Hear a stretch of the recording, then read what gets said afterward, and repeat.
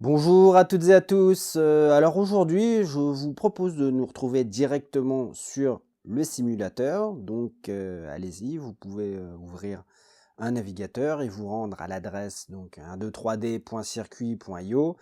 Voilà, je vous laisse faire, hein, vous avez maintenant tout à fait l'habitude. Donc voilà, on avait vu dans une précédente vidéo comment se servir d'un programme Arduino pour faire des calculs. Un peu comme si on avait une supercalculatrice où il suffirait de taper les calculs qu'on souhaite faire. Ici, donc par exemple, on avait pris un exemple très simple où on calcule l'hypoténuse d'un triangle rectangle connaissant les deux côtés et en utilisant le théorème de Pythagore. Alors ici, dans ce programme, en fait, il faut bien se rendre compte que chaque instruction est exécutée séquentiellement, c'est-à-dire les unes après les autres de bas en haut. D'abord, on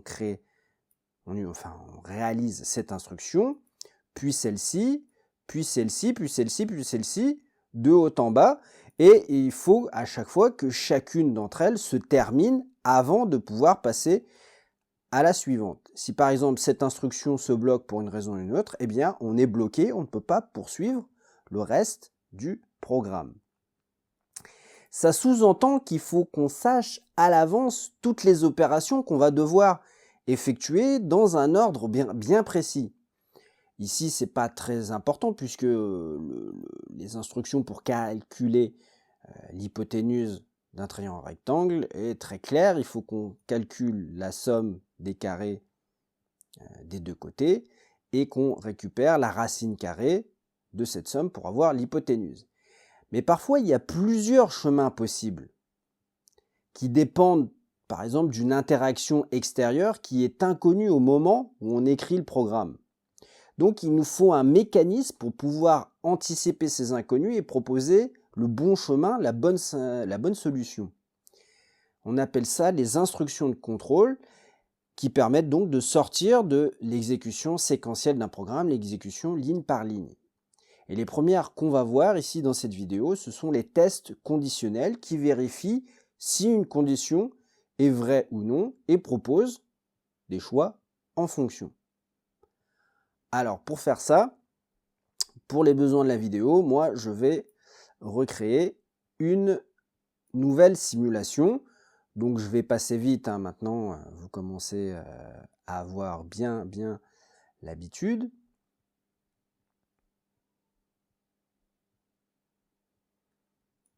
Ici, donc la breadboard, je l'efface. Je vais changer le nom.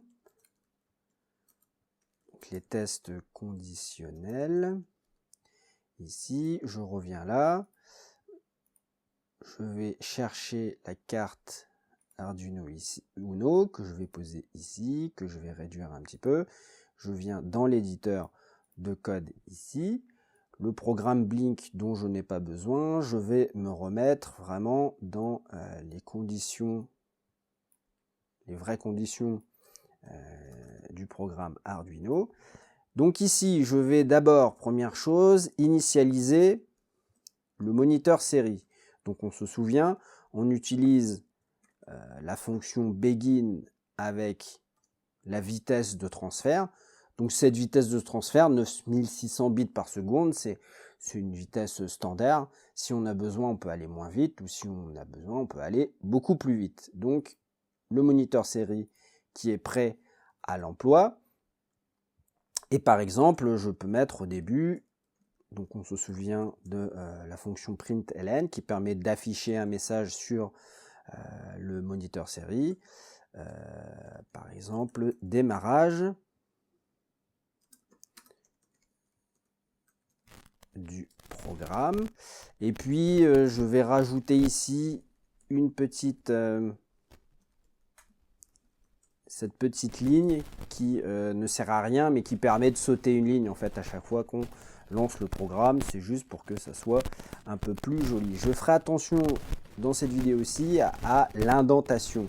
L'indentation, c'est le petit espace qu'on laisse entre le début de la ligne et la première lettre de l'instruction qu'on tape ici. Normalement, il faut veiller à bien aligner chaque chose. Ça ne change rien pour l'exécution du programme, mais d'un point de vue lisibilité, voilà, c'est important. Donc on est prêt à travailler. Alors l'exercice du jour, on va imaginer un programme qui génère un nombre aléatoire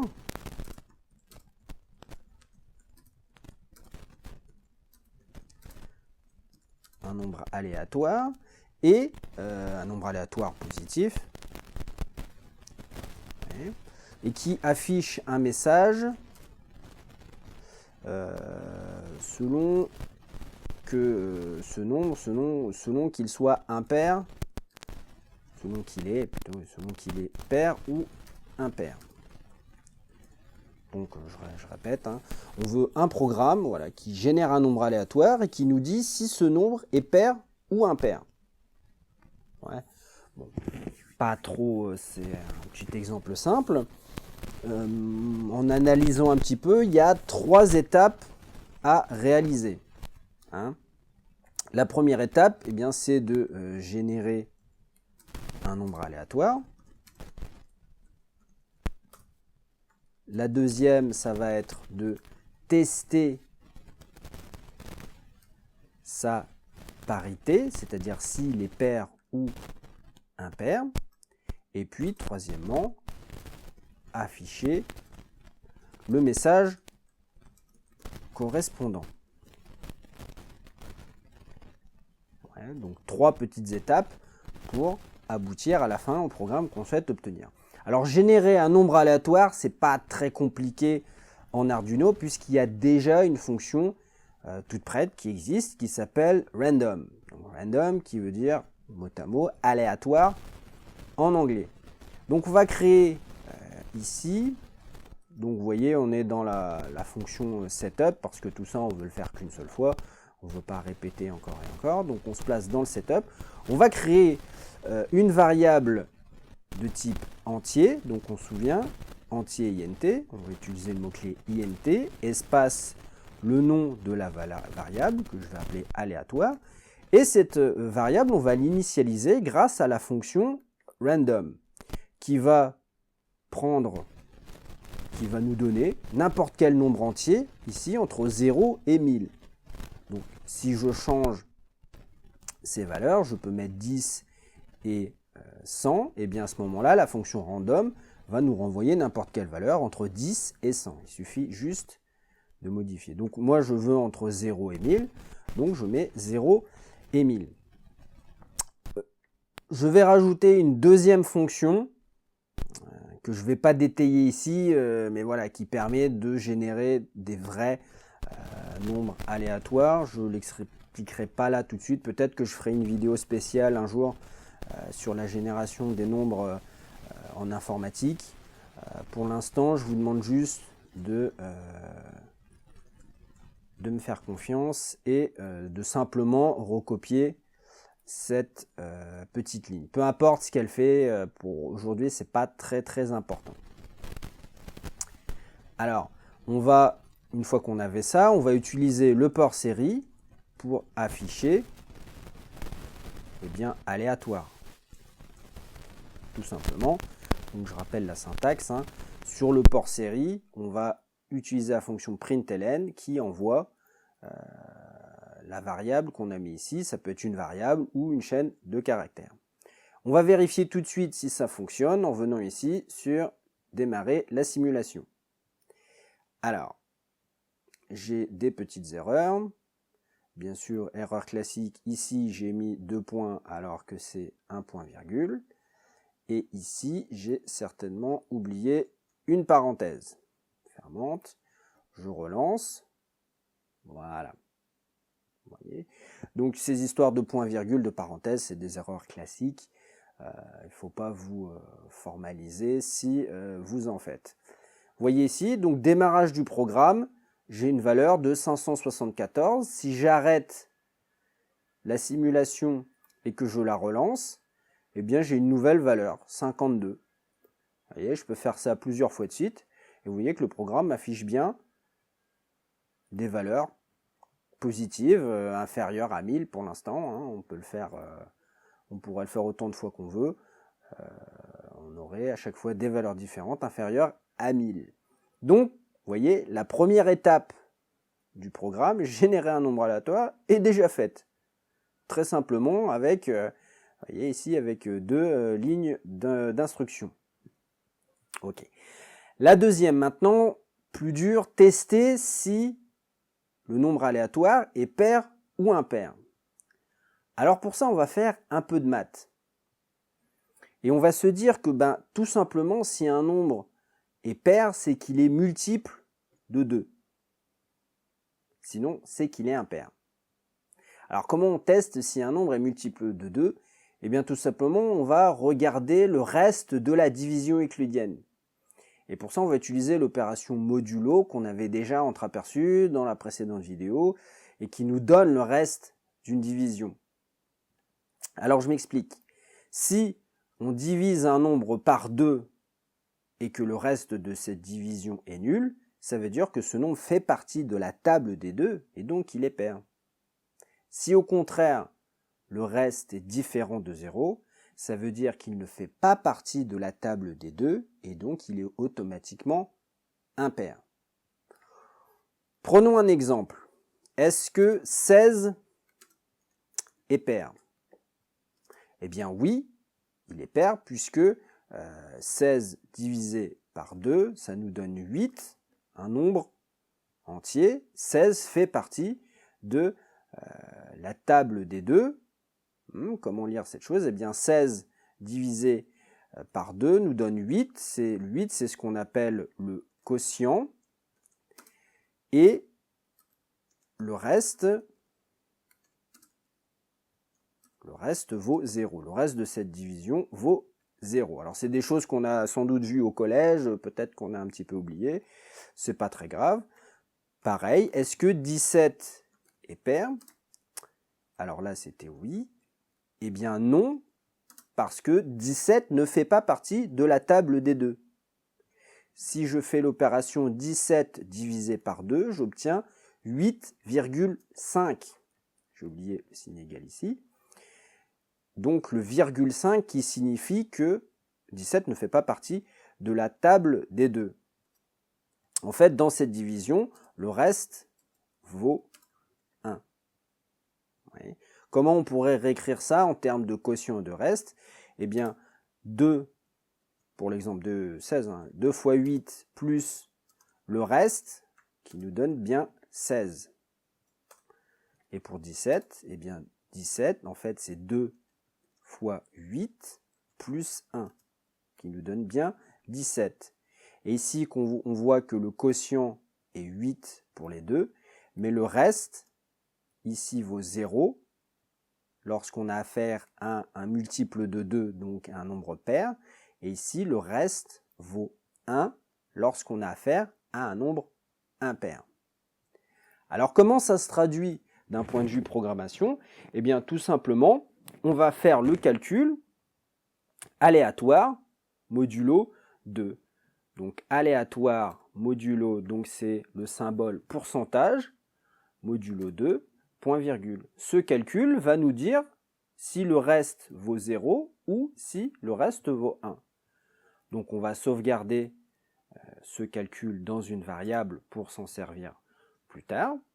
Donc je crée un entier, une variable de type entier int que j'appelle rest, que je vais initialiser avec le calcul aléatoire modulo 2. Ouais. Alors, à ce moment-là du programme, je ne peux pas savoir ce que contient rest. Je ne peux pas afficher si aléatoire est pair ou impair, puisque je ne sais pas. Pour avoir la valeur de rest, il faut que je fasse tourner le programme. Mais faisant tourner le programme, je ne peux pas écrire si le aléatoire est pair ou impair. Donc il me faut un mécanisme pour tester ce que contient rest. Alors c'est le but de cette vidéo, vous montrer les tests conditionnels. On va utiliser l'instruction if qui permet de tester un résultat. Donc if, littéralement, qui veut dire si en anglais. Alors, la syntaxe est la suivante. On écrit if, parenthèse ouvrante, parenthèse fermante. Ouais. Une petite accolade, qu'on peut descendre si on veut, et une petite accolade fermante, donc qui délimite un bloc d'instructions qui est relié au if. Et entre les parenthèses, ici, je dois placer ce qu'on appelle un test logique. Un test logique, c'est quoi? C'est un test qui vérifie si une condition est vraie ou fausse. On ne peut pas avoir d'autres résultats que soit vrai, soit faux. C'est un type de question qui peuvent avoir en réponse que vrai ou faux. Par exemple, est-ce qu'une porte est ouverte ou fermée? La question est-ce que la porte est ouverte, ça ne peut être que soit oui, soit faux. Même si on dit une porte entrouverte, c'est quand même ouvert. Ouais. Donc ici, la question qu'on se pose, tout simplement, eh bien, on va remplacer le test logique. La question, c'est est-ce que reste égale 0? À ce moment-là, si reste égale 0, on va effectuer toutes les petites instructions qu'on peut mettre ici dans cette accolade. Si reste ne vaut pas 0, eh bien, on va zapper tout ça et passer ici directement. Alors, comment ça marche? Je ne peux pas écrire reste égale 0 comme ça, parce que égal, ici, c'est déjà l'opérateur d'affectation. Et ici, on n'est pas en train d'affecter une valeur, on est en train de tester une valeur. Donc, je ne peux pas utiliser égal comme ça. On va avoir un nouvel opérateur qui s'appelle égal égal, et qui donc permet, voilà, comme son nom l'indique, de tester si reste est égal ou pas à 0. Et donc, comment on va lire cette instruction? Eh bien, si reste est égal à 0, alors on va exécuter ce qui se trouve ici. Sinon, eh bien, on saute directement, on va après l'accolade et on vient ici. Donc, pour que ça soit plus clair, je vais mettre une instruction sur le moniteur série qui nous dit que aléatoire et pair. Donc c'est une variable pair, donc je le mets au féminin. Voilà. Donc si reste est égal à 0, ça veut dire que la division euclidienne par 2 indique que aléatoire est un multiple de 2, et donc aléatoire et pair, j'affiche mon message. Si reste est différent, vaut 1 par exemple, eh bien je vais sauter ici, je ne vais pas effectuer cette opération. Pour vous prouver, eh bien on va lancer la simulation. Démarrage du programme, vous voyez que 837 ici pour moi est impair, donc je n'affiche rien. Et je vais relancer la simulation une deuxième fois, et vous voyez ici que 470 est pair, donc j'affiche aléatoire et pair. Bien sûr, j'aimerais afficher aléatoire et pair ou aléatoire est impair. Donc, il me suffit tout simplement de recopier cette ligne et de la placer ici, par exemple. Voilà, et de changer le message. Et voilà, la deuxième étape de notre programme est réalisée, et même en fait les trois, hein, puisqu'on teste la parité, et on affiche le message correspondant. Donc normalement, le programme est fini. Si je lance la simulation, je vérifie mon travail. Vous voyez qu'on a un problème ici. On a démarrage du programme, 326, et on affiche aléatoire et pair, et aléatoire est impair. Alors c'est pas du tout ce qu'on veut, ça paraît un petit peu illogique. Au contraire, c'est très logique ce qui se passe. Pourquoi? Parce que aléatoire vaut 326. Donc le reste de la division euclidienne par 2 fait que reste égale 0. Si reste égal à 0, je dois afficher ce message. Mais dès que j'ai fini le if, je passe ici et j'affiche aussi ce message. Vous voyez que si je relance la simulation, alors j'espère qu'on va avoir un nombre impair, vous voyez, je n'ai pas le problème avec un nombre impair, puisque quand le nombre est impair, je ne réalise pas cette instruction. comment remédier à ça? Eh bien, on va voir une nouvelle instruction qui s'appelle else, donc sinon, qui permet de traiter justement ce genre de situation. Alors comment ça marche? Eh bien tout simplement, juste après un if, je peux rajouter l'instruction else avec une accolade ouvrante et ici une accolade fermante. D'accord? Les accolades qui créent des blocs d'instructions. Comment lire maintenant cette partie du programme? Tout simplement, très naturellement, si reste égal à 0, alors on exécute cette instruction et on vient directement ici. Sinon, si reste n'est pas égal à 0, on exécute cette instruction. Donc maintenant, avec le else, on exécute soit cette ligne, soit cette ligne. On ne peut plus exécuter les deux, ce n'est plus possible. Voyons maintenant si le programme fonctionne comme prévu. Démarrage du programme, 858, aléatoire et pair. Je relance, je vais relancer plusieurs fois et vous verrez que maintenant on n'a plus du tout de problème. Alors on n'a que des nombres pairs. Vous voyez que le nombre soit pair ou impair, on affiche le bon message.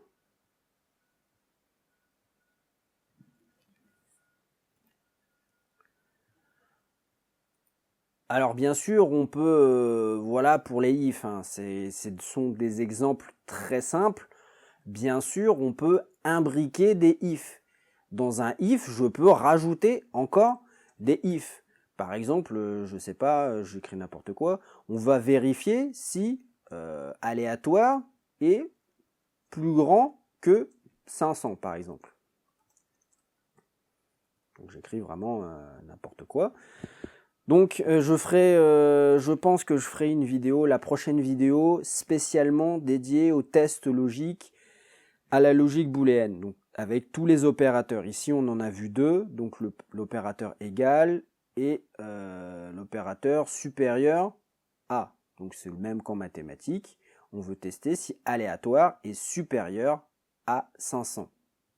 Et à ce moment-là, eh bien, je vais afficher un message, println, aléatoire est supérieur à 500. Sinon, donc else, si aléatoire n'est pas supérieur à 500, eh bien c'est qu'il est inférieur à 500, hein, tout bêtement. Ici, donc inférieur, et même en vérité inférieur ou égal. Voilà, encore un nouvel opérateur. Pas très compliqué à comprendre, hein. Inférieur, égal, je pense que c'est à peu près clair. De quoi il est question? Je peux relancer la simulation.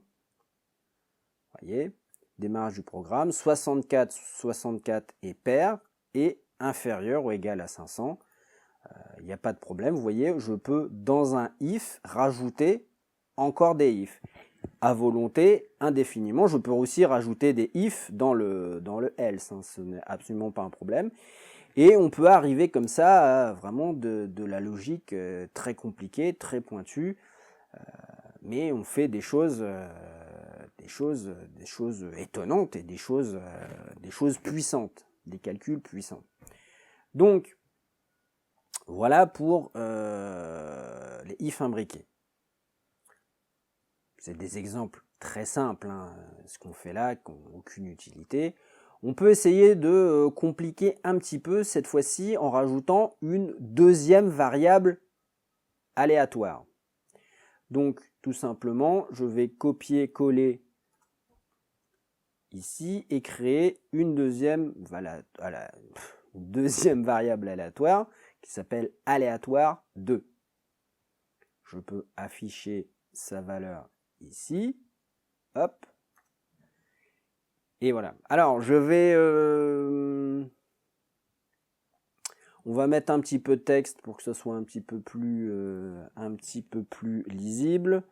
Donc ici, je peux rajouter aléatoire est égal à Voilà, et du coup j'enlève le petit ln ici pour que aléatoire égale et aléatoire soient sur la même ligne.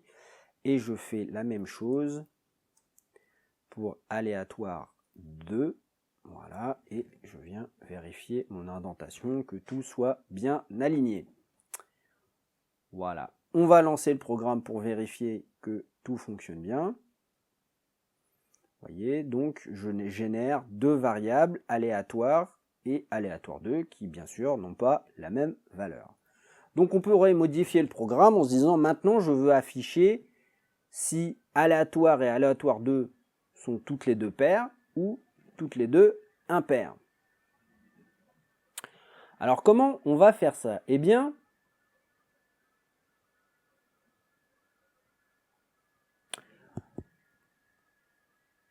déjà je vais enlever ce morceau de code ici pour revenir là. Ici, on fait un test logique très simple, mais en fait, on peut combiner différents tests logiques pour arriver à des tests un petit peu plus compliqués. Et pratiquement, il suffit de le prononcer à haute voix. Je voudrais tester si reste égal à 0 et reste... Alors oui, oui d'abord, alors attendez, hop, je reprends ici. J'ai oublié de créer une deuxième variable reste qui va, elle, tester si aléatoire 2 est multiple ou pas de 2. Voilà. Donc je reprends. Ici, ce qu'on veut tester, c'est si reste est égal à 0 et reste 2 est égal à 0. Ça veut dire que les deux variables, je peux enlever ça, ça veut dire que les deux variables sont paires. Si les deux restes sont nuls, ça veut dire que les deux variables aléatoires et aléatoire 2 sont paires. Et du coup, en dessous, je peux copier ça et le mettre ici à la place, vous l'avez sans doute fait de vous-même, sont impairs. Donc, je peux combiner deux tests pour en former un seul grand test. Alors, je ne peux pas l'écrire comme ça, d'abord parce que « et » c'est en français, donc l'informatique c'est souvent en anglais, et je ne peux pas l'écrire comme ça « and », donc le « et » en anglais, non plus. Non, à la place, il y a un opérateur spécial qui s'écrit comme ça, double esperluette. Voilà, ce petit symbole ici, ça s'appelle une esperluette. Et qui fait exactement ce que je vous dis. Si reste égal à 0 et reste 2 est égal à 0, alors ça veut dire que les deux variables sont paires. Sinon, c'est que les deux variables sont impaires et on va passer ici directement. Alors, lançons le programme. Alors, je n'ai pas trouvé effectivement le moniteur série, il est un petit peu petit, il va falloir ici naviguer avec l'ascenseur pour tout afficher. Alors vous voyez, le problème c'est que non, il n'y a pas de problème, les deux variables sont bien impaires. Ouais, on va relancer encore la simulation. Alors cette fois-ci, vous voyez que aléatoire est impair et que aléatoire 2 est pair. Pourtant, le programme nous affiche que les deux variables sont impaires.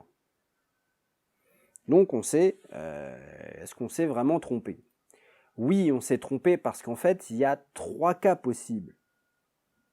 Et avec ce qu'on a écrit comme programme, on n'en gère que deux.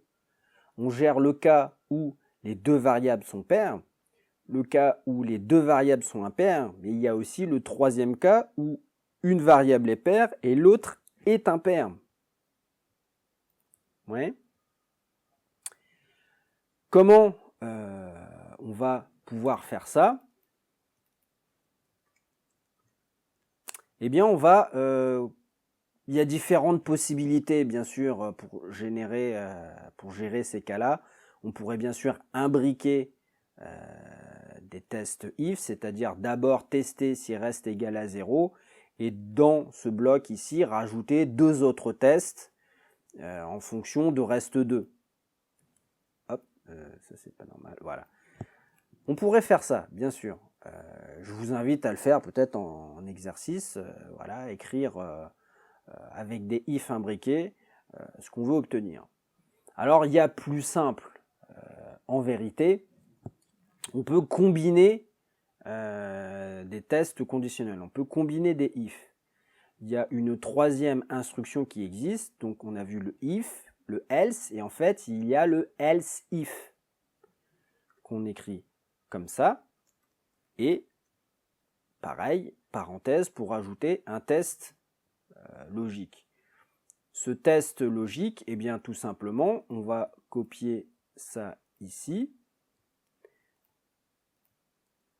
et comme on sait que si le reste vaut 1, eh bien c'est que la variable est impaire. Donc si les deux restes sont égales à 1, eh bien ça veut dire que les deux variables sont impaires. Et comment on traite le dernier cas? Eh bien tout simplement ici, il n'y a que 3 cas possibles, donc on teste si ce cas-là est vrai, sinon si ce cas-là est vrai, sinon eh bien il n'y a plus qu'une seule possibilité et il suffit de rajouter un else ici. Et à ce moment-là, d'écrire un message.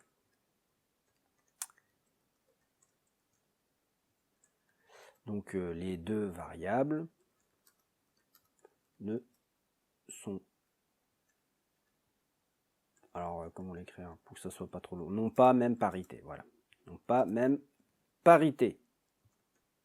Et là, on gère les 3 cas, le cas où tous les deux sont pairs, tous les deux sont impairs, et ni l'un ni l'autre en fait. Hein, même, on peut l'écrire comme ça, ni l'un ni l'autre. Pourquoi pas? Si je lance la simulation, est-ce que maintenant on a un comportement qui correspond? Alors oui, sauf que j'écris n'importe quoi, j'ai fait des fautes d'écriture, voilà.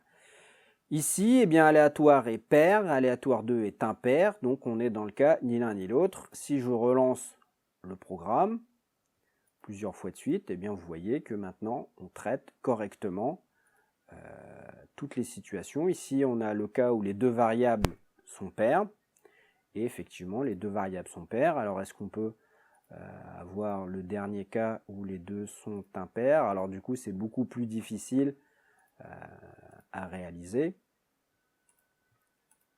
Hop, ici. Voilà, on est bien dans ce cas-là. Variable impaire, les deux variables sont impaires. Voilà.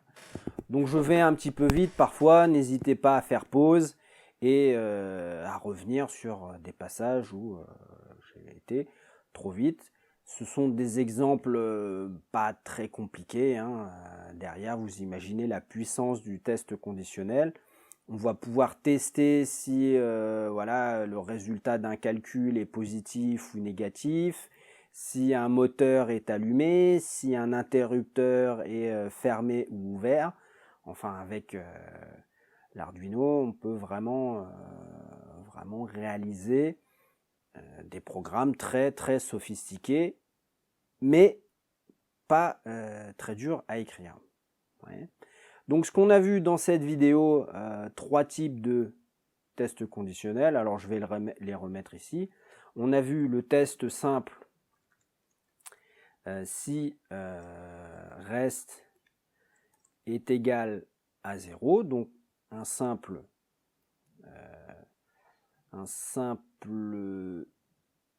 test. Alors là, il faudrait que je change le texte. Ouais. On a vu, donc moi là je mets juste des petits commentaires comme ça pour bien vous séparer les différentes parties. On a vu le if-else. Ouais. Donc deuxième façon de faire des tests conditionnels. Ici est impair. Et la troisième méthode, if, else if, else. Donc voilà en récapitulatif hein, comment utiliser les tests conditionnels, et c'est à vous d'imaginer pour les besoins de votre programme, comment les utiliser au mieux. Voilà, on va s'arrêter là pour aujourd'hui et on se retrouve très bientôt. Allez, au revoir.